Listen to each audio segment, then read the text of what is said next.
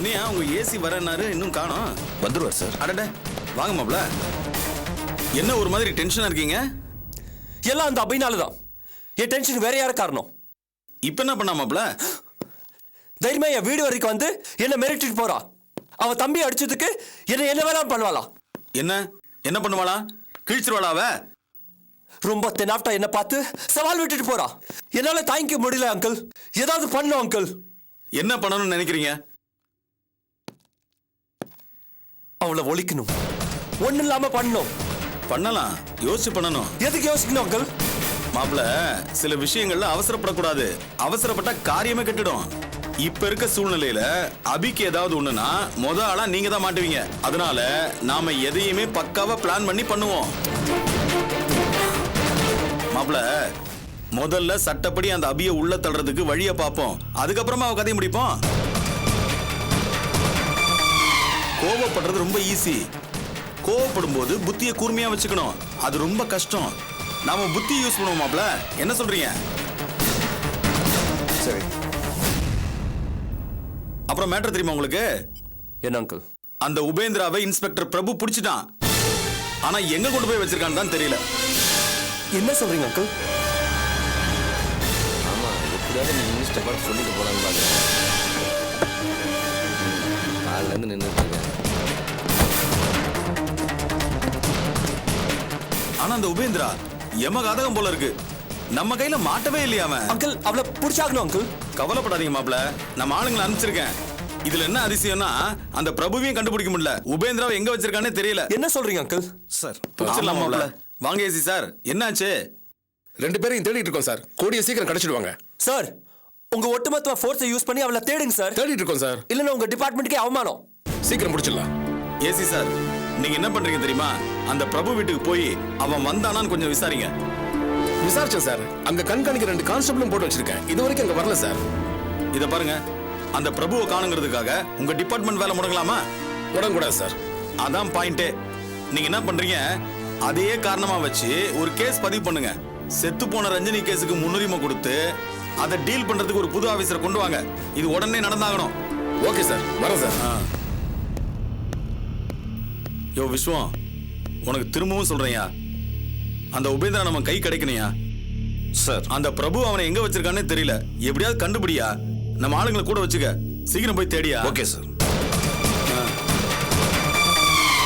மாப்ள, இன்னையில இருந்து அந்த அபிக்கு கேடுகாலம் ஆரம்பிச்சிச்சு பாருங்க.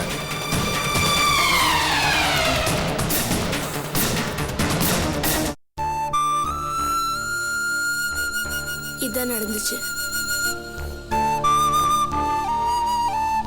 ஆபீஸ்ல இவ்ளோ நடந்திருக்கா?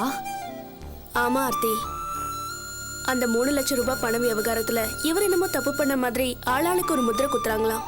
போதா குறைக்கு அந்த பாஸ்கர் வேற அங்க வேலைக்கு வந்துட்டானா. முன்ன மாதிரி இல்ல ஆர்த்தி, ஆபீஸ்ல நிறைய மாற்றங்கள். எங்க வீடு கூட அப்படிதாங்க இருக்கு, நிறைய மாற்றங்கள். ஆமா ஆர்த்தி, உன் வேலை விஷயம் என்னாச்சு? வீட்டுல சும்மா இருக்கிறதுக்கு போர் அடிக்கலையா? ஏதாவது ஒரு வேலையில ஜாயின் பண்ண வேண்டியது தானே? நானும் 2-3 இடத்துல சொல்லி வச்சிருக்கேன். இன்னும் எதுவுமே சரியா செட் ஆகல. எங்க நீங்க கூட ஆர்த்திக்கு எங்கேயாவது வேலைக்கு சொல்லி ஏற்பாடு பண்ணலாம்ல? சொல்லியிருக்கேன். ஆர்த்திக்கு பொருத்தமான வேலை இன்னும் சரியா அமையல. ஏன் ஆர்த்தி, நீ ஏன் உங்க அக்கா ஆபீஸ்லயே வேலைக்கு சேரக்கூடாது? அக்கா ஆபீஸ்லயா? ஆமா. இல்ல, ஆல்ரெடி ஒரு தடவை ஜாயின் பண்ணி அதுக்கப்புறம் தொடர்ந்து போக முடியாம ஆயிடுச்சு. அதான் தயக்கமா இருக்கு. இதோ பாரு ஆர்த்தி, அபிக்கு நெருக்கன்னு சொல்லிக்கிட்டு யாரோ உள்ள வந்து டார்ச்சர் கொடுக்குறாங்க. நீ ஏன் வரக்கூடாது? சொல்ல போனா நீ அங்க வேலைக்கு வர்றது பல விதத்துல அபிக்கு நல்லது. உன்ன மாதிரி படிச்ச பொறுப்பான, குறிப்பா அபிக்கு நல்லது நடக்கணும்னு மனசார நினைக்கிற ஒரு ஆளு அந்த ஆபீஸ்ல இருக்கிறது ரொம்ப நல்லது. இப்ப ஆபீஸ் அட்மாஸ்பியரே சரி கிடையாது. கூட இருந்துகிட்டே அபிய மனசுக்குள்ள வெறுக்கிறவங்களும் பொறாமப்படுறவங்களும் தான் அங்க இருக்காங்க. நான் ஏதாவது சொல்ல போனா யாரா இவன் 3ஆம் மனுஷன் கேக்குறாங்க. ஆனா நீ அப்படி கிடையாது. அபியோட தங்க, உனக்கு உரிமை அதிகம் இருக்கு. நீ ஆபீஸ்க்கு வந்தேன்னா அது அபிக்கு நல்லது, ரொம்ப சப்போர்ட்டா இருக்கும். ஆர்த்தி, அபிக்கு நான் நல்லது நடக்கணும்னு நினைக்கிறேன். அதனாலதான் சொல்றேன், நீ அங்க வேலைக்கு வந்து சேர. அபிகிட்ட நான் பேசுறேன். மா, இது பிரபு சார் வீடு தானம்மா? ஆமா, நீங்க யாரு? நான் கொட்டிவாக்கம் தாண்டி எஸ்டிடி பூத் வச்சிருக்கேன். ஒரு பேப்பர் கொடுக்குற பையன் கிட்ட இந்த மொபைல் கிடைச்சதுமா. இதோட சொந்தக்காரங்க கிட்ட ஒப்படைச்சலாம்னு நினைச்சு விசாரிச்சேன். நம்பரை வச்சு எக்ஸ்சேஞ்சில் அட்ரஸ் விசாரிச்சதுல இது உங்களோடதும் தெரிய வந்தது. இந்தாங்கம்மா. ரொம்ப தேங்க்ஸ்ங்க.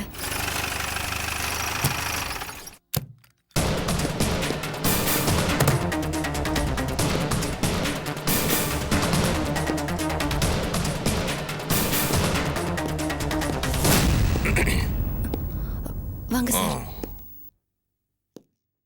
எங்க உங்க ஹஸ்பண்ட்? என்ன சார் இப்படி கேக்குறீங்க? அவர் வீட்டுக்கு வரவே இல்லையே. வரலையா? ஃபோன் பண்ணிருக்கணுமே. போனும் பண்ணல, ஆளும் வரல சார். எனக்கு ஒரே கவலையா இருக்கு சார். ஸ்டேஷனுக்கு ஃபோன் பண்ணி கேட்டா அவங்களும் எந்த விவரமும் தெரியாதுன்னு சொல்றாங்க சார். இதோ பாருங்க, உங்க புருஷன் எங்க டிபார்ட்மெண்ட் ஆள் தான். ஆனா டிபார்ட்மெண்ட்டையும் மீறி சில வேலைகள் செஞ்சுக்கிட்டு இருக்காரு. அது அவ்வளவு நல்லதில்ல. அவ்வளவுதான் நான் சொல்லுவேன். என்ன சார் சொல்றீங்க? நானே கவலையில இருக்கேன். இதோ பாருங்கம்மா, மத்தவங்க கிட்ட நடிக்கிற மாதிரி என்கிட்ட நடிக்க வேண்டாம். உங்களுக்கு மட்டும் இல்ல, இத உங்க புருஷனுக்கும் எச்சரிக்கையா சொல்றேன். என்ன சார் இது மிரட்டுற மாதிரி பேசுறீங்க? ஆமா, நான் தெளிவாவே சொல்றேன். உன் புருஷன் என்ன பண்ணிருக்கான் தெரியுமா? பிடிப்பட்ட ஒரு அக்யூஸ்ட டிபார்ட்மெண்ட்ல வேற யாருக்கிட்டுமே காட்டாம அவன் தனியா கொண்டு எங்கேயோ வச்சிருக்கான். சட்டப்படி இது ரொம்ப தப்பு. விஷயம் தெரிஞ்சு கமிஷனர்ல இருந்து எல்லாரும் உங்க வீட்டுக்காரர் மேல ரொம்ப கோவமா இருக்காங்க. சார், நிஜமாவா சொல்றீங்க? சத்தியமா சொல்றேம்மா. ஒருவேளை பிரபு வீட்டுக்கு போன் பண்ணாலோ இல்ல ஏதாவது மெசேஜ் வந்தாலோ உடனே எனக்கு தெரியப்படுத்துங்க. வேற யாருக்கும் தெரிய வேண்டாம். ஏன் சார்? என்கிட்ட சொல்லிட்டா அதை நல்ல விதமா டீல் பண்ணி பிரபுவுக்கு எந்த பிரச்சனையும் வராம நான் பார்த்துப்பேன். அவரை புரிஞ்சு நடந்துக்க சொல்லுங்க. நீங்களும் புரிஞ்சு நடந்துக்குங்க. அதை விட்டுட்டு புத்திசாலித்தனமா நடக்கிறதா நினைச்சு குளறுபடி பண்ணா பிரச்சனை ஆயிடும். புரிஞ்சுக்குங்க. சரிங்க சார்.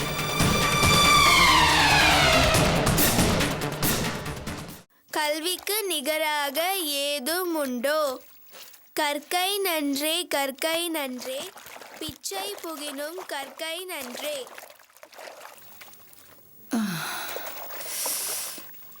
ஒரே தலைவலியா இருக்கு. ராஜேஷ் எங்கம்மா? உள்ள இருக்கார்த்த. ராஜேஷ், ராஜேஷ். என்னம்மா? ஒரே தலைவலியா இருக்குடா. தலைவலி மாத்திரை ஏதாவது வாங்கிட்டு கூட. சரி. வாமனோ, என்ன திடீர்னு எப்படி இருக்கிற? கையடியா? என்னயா ஏதா பிரச்சனையா? பிரச்சனையாவா? பிரச்சனை தான்யா. அது ஒன்னால. என்னது? என்னாலயா? என்னம்மா நான் சொல்ற? நான் என்ன பண்ண? நீ என்ன பண்ணையா? உன்ன சொல்லி குத்தம் இல்லையா? என்ன நான் செருப்பால அடிச்சுக்கணும். என்னம்மா என்னென்னலாமோ சொல்ற? என்னாச்சு சொல்லு. எனக்கு பண கஷ்டம்னு சொன்னா உன்கிட்ட பணம் இருந்தா கொடுத்துருக்கணும். இல்லைன்னா உன் பேரை சொல்லி வெளியே இருந்து வாங்கி கொடுத்துருக்கணும். உன் அண்ணன் பேரை சொல்லி வெளியே இருந்து வாங்கி கொடுக்க சொல்லி நான் உன்கிட்ட கேட்டேனையா? அது தெரியாம நடந்துச்சு. அவசரத்துக்காக வாங்க. கொஞ்சம் மன்னிச்சுக்குப்பா. என்னையா மன்னிக்கிறது? உங்க அண்ணன் என்ன பண்ணிருக்கு தெரியுமா? கோவில் ஆர்த்தியை பார்த்து கண்டபடி பேசிருக்கு. என்னையும் என் குடும்பத்தையும் ஒரேடியா மட்டும் தட்டி இருக்கு. இதுல எனக்கு தேவையா? இந்த பார், நான் உன்ட்ட வாங்கின பணம் முதல் வேலையா அந்த ஆள்கிட்ட கொண்டு போய் கொடு. இத பாருங்க, வாய் இருக்கிறதுக்காக கண்டபடி பேசிடக்கூடாது. வார்த்தையை அளந்து பேசுங்க, இல்லாட்டி நல்லா இருக்காது. அடியாத்தி, நாங்க என்ன இல்லாதே சொல்லிட்டோம், இருக்கிறதானே சொன்னோம். என்னமோ ரோஷம் பொத்துக்கிட்டு வருது அவனுக்கு. இத மூஞ்சி பாராதுங்க. உன்னை யார் ஆர்த்தி என்ன போய் சொல்ல சொந்த? இந்த எகிற வேலை எல்லாம் என்கிட்ட வேணாம். பொண்டாட்டியை திட்டினேன்னு கோவம் பொத்துக்கிட்டு வருதா? ஏண்டா விளங்காதவனே, உன்னை விட்டுட்டு போனவன் மேலயும் அவ குடும்பத்து மேலயும் உனக்கு ஏண்டா இவ்வளவு அக்கறை? என்ன கலா இது? எதுக்கு தேவையில்லாம பேசிட்டு இருக்க? பேச மாட்டீங்க. ஏன் புருஷன் பேர் சொல்லில இவன் காசு வாங்கியிருக்கான். அதான் பணத்தை கொண்டு வந்து திருப்பி கொடுத்துட்டான்ல, அப்புறம் என்ன? பணம் வந்துருச்சு, இவனுக்கு அறிவு வரலையே, அதான் பேசிட்டு இருக்கேன். ஐயா, அறிவு பத்தி பேசுது பாரு அறிவாளி. உங்க குடும்பத்துக்கு அறிவை பத்தி பேசுறதுக்கு லாயக்கு இல்ல. வேணாண்டா. இந்த பாரு ஒன்னு நிக்குது பாரு, இவங்க குடும்பத்துல இன்னொரு அறிவாளி. போடா, இவர் அப்படியே பெரிய அறிவாளி. பண்றதெல்லாம் களவாணி தானம், ஃப்ராடு தானம் பண்ணிட்டு பேசுறான் பாரு. மூஞ்சியும் முகர கட்டையும்.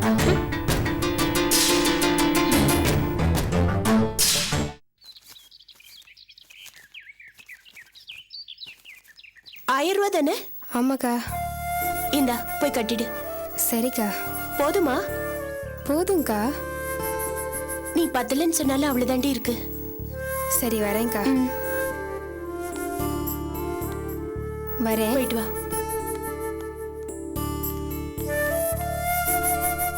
யாருங்க? நீ கிளம்பு. சரிக்கா.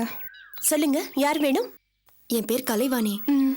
பாலமுரளி எங்க அண்ணன் தான். நான் பாலாவோட ஃப்ரெண்டு. ஒரு முக்கியமான விஷயமா பார்க்கணும். கொஞ்சம் இருங்க. பாலா, பாலா. அடடே, வா கலைவாணி. ரொம்ப ஆச்சரியமா இருக்கு. எப்படி உனக்கு எப்படி தெரியும்? பராசக்தி ஆபீஸ்க்கு ஃபோன் பண்ணி வாங்கினேன். கங்கா, இவங்க கலைவாணி, என்னுடைய ஃப்ரெண்டு. எனக்கு இருக்கிற ஒரே ஃப்ரெண்டு இவங்க தான். ஆமா, என்ன திடீர்னு என்ன தேடி வந்திருக்க? உங்ககிட்ட ஒரு அவசரமான உதவி கேட்கலான்னு வந்திருக்கேன் பாலா. என்ன உதவி கலைவாணி? என் வீட்டுக்காரர் காணும் பாலா. எங்க போனார்னே தெரியல. என்ன சொல்ற? உன் ஹஸ்பண்ட் காணும் சொல்ற? என்னவா இருக்காரு உங்க ஹஸ்பண்ட்? போலீஸ் இன்ஸ்பெக்டரா இருக்காரு. என்னங்க இது? யாராவது காணாம போனா நாங்கெல்லாம் போலீஸ்ல தான் சொல்வோம். இன்ஸ்பெக்டரே காணாம போயிட்டாருன்னா எப்படி? எனக்கு எதுவுமே விளங்குலங்க.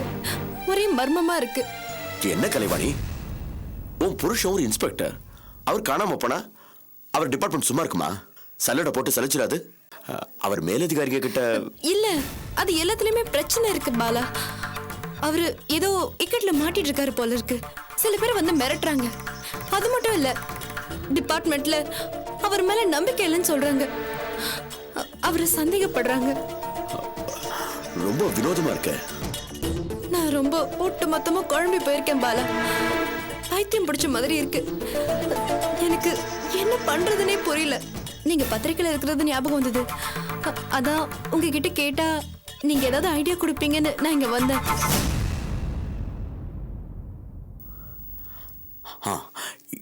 எனக்கு ஒரு நல்ல யோசனை தோன்றது.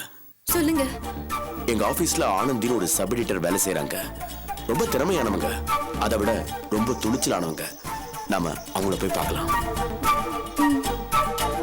எனக்குங்க நல்ல ஐடியா தானே? Not bad. இவங்கள அந்த ஆனந்தி கிட்ட கூட்டிட்டு போறது நல்ல ஐடியா தான். சரி, நான் இப்ப கிளம்பி வந்துடுறேன். ஏன் இங்கே நிக்கிறீங்க? உள்ள வாங்க. வா.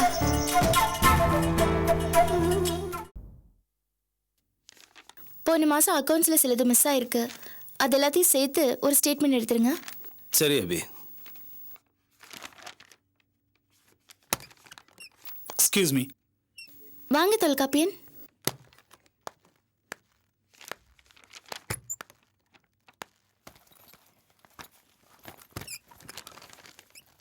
எப்படி இருக்கீங்க? நல்லா இருக்கேன். இந்தாங்க. என்னது? நான் கம்பெனிக்கு தர வேண்டிய 3 லட்சம் ரூபாய் எடுத்துக்கங்க.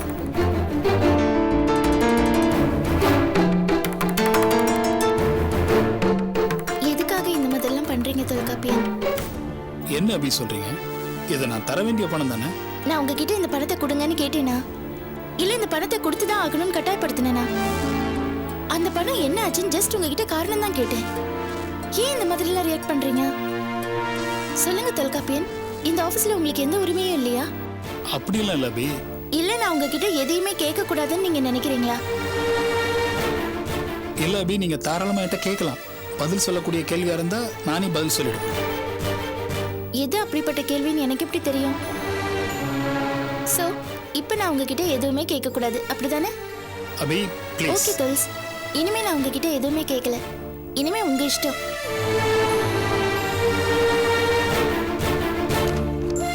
அபி, சொல்லுங்க தொல்காப்பியன். ஒரு சின்ன ரிக்வெஸ்ட் உங்கள்கிட்ட. என்ன தொல்காப்பியன், என்னமோ ஒரு 3வது மனுஷிக்கிட்ட பேசுற மாதிரி பேசுறீங்க. சொல்லுங்க, என்ன விஷயம்? இல்ல, எனக்கு தெரிஞ்ச ஒருத்தவங்களை நம்ம ஆபீஸ்ல வேலைக்கு சேர்க்கணும். ஆனா எனக்கு தெரிஞ்ச ஆளு அப்படிங்கறதால மட்டும் நான் அவங்களுக்கு சிபாரிசு பண்ணல. நிஜமாவே ரொம்ப புத்திசாலி, நல்ல வேலை பார்க்கக்கூடியவங்க. அது மட்டும் இல்ல, உங்க நலன்ல ரொம்ப அக்கறை கொண்டவங்க. அதனாலதான் அவங்கள இங்க வேலைக்கு சேர்க்கலாம்னு சொல்றேன். ஏன் தொல்காப்பியன் இப்படி எல்லாம் பேசி என்ன சங்கடப்படுத்துறீங்க? நீங்களே உங்களை வேலைக்கு சேர்க்கலாமே. இந்த ஆபீஸ்ல நீங்களும் ஒரு பார்ட்னர் தானே? அதுக்காக ஏன் இவ்வளவு தூரம் பேசணும்? இல்ல அபி, ஒருத்தரை வேலைக்கு சேர்க்கும் போதே கிளியரா கேட்டுட்டா பின்னால எந்த பிரச்சனையும் வராதுல்ல. இல்லைன்னா சேர்த்ததுக்கு அப்புறம் சிக்கல் வர மாதிரி யாரையும் சேர்த்துடக்கூடாதுல்ல. ஓகே, யார் அது? இருங்க, கூட்டு வரேன்.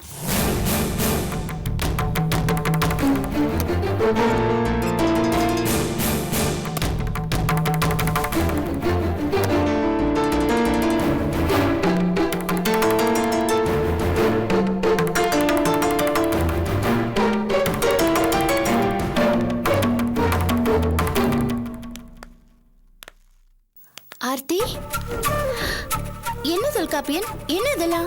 என்ன இந்த டிராமா? வீட்லயே என்கிட்ட கேட்டிருக்கலாமே. இல்ல அபி, ஆர்த்தி ஏற்கனவே இங்க வேலைக்கு சேரணும்னு சொல்லி நீங்களும் வர சொன்னீங்க. பட் அவங்க 2-3 நாள்ல நின்னுட்டாங்க, இந்த பக்கம் வரல.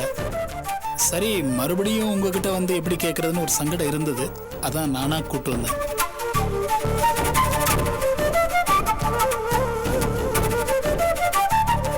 என்ன கங்கா, இவங்களை வேலைக்கு சேர்த்துக்கலாம்ல?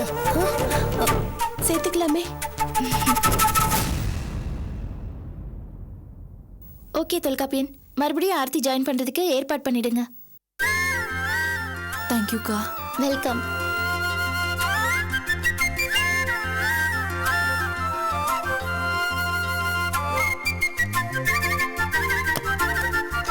அபி, தப்பா எடுத்துக்கலாம். நான் உங்ககிட்ட ஒரு விஷயம் சொல்லட்டுமா? சொல்லுங்க பாஸ்கர். இப்போ எதுக்காக ஆர்த்தி இந்த ஆஃபீஸை சேர்த்த?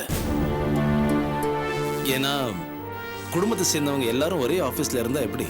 இதுல என்ன இருக்கு? உங்களை வேலைக்கு சேர்க்கும் போது கூட எல்லாரும் என்கிட்ட இதே கேள்வி தான் கேட்டாங்க. நான் உங்களை சேர்க்கல, அதே மாதிரி தான் இதுவும். சரி பாஸ்கர்,